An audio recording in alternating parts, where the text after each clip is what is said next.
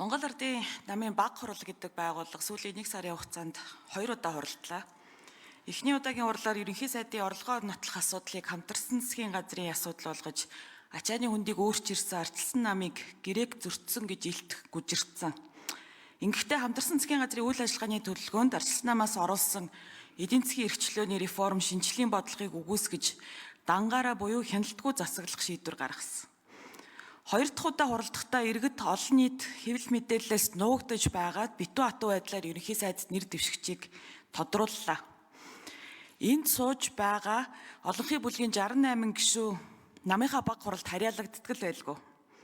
Та нарт л гэж хэлэхэд парламентын арчлалын гол онцлог бол ерөнхий сайд парламентын гишүүн байдаг бөгөөд эргээд энэ танхимынхаа өмнө хариуцлага хүлээдэг.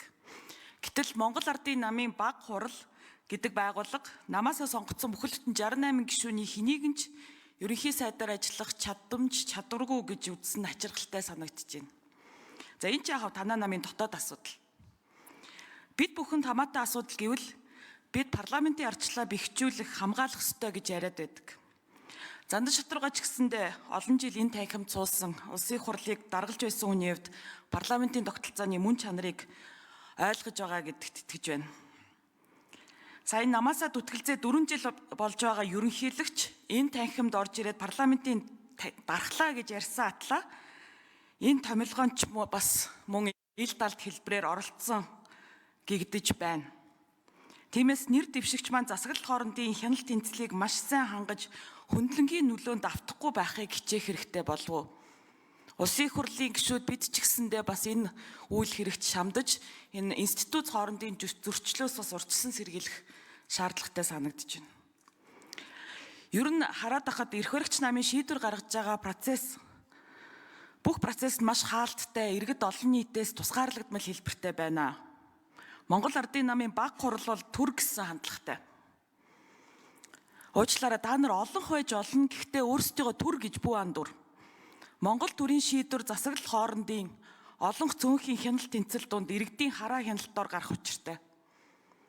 Тиймээс цаашид улс төрийн намын тухай хуулийг өөрчилж, намын удирдах албан тушаалтан сонгуульд гишүүнийг төрийн сонгуул, улс төрийн өндөр дээд албан тушаалд нэр дэвшүүлэх журам шалгууруудыг хуульчилж өгөх шаардлагатай гэж бодож байна. Улс төрийн нам ил дод нээлттэй дотоод ардчилтай болж байж засаглал сайжирнаа. Энэ шинжилгээг бид хийж чадвал парламентын бүрэн эрхээ хамгаалах, ардчлалаа хамгаалахад чиглэсэн том алхам болно гэж харж байна. Энэ танхимд яригдсан бүх бодлогын шийдлүүд ч гэсэндээ их үндэс нь энд байна.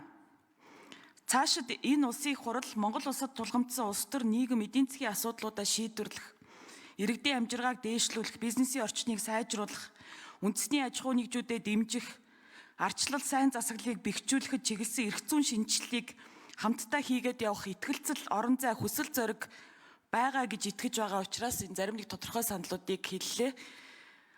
Баярлалаа.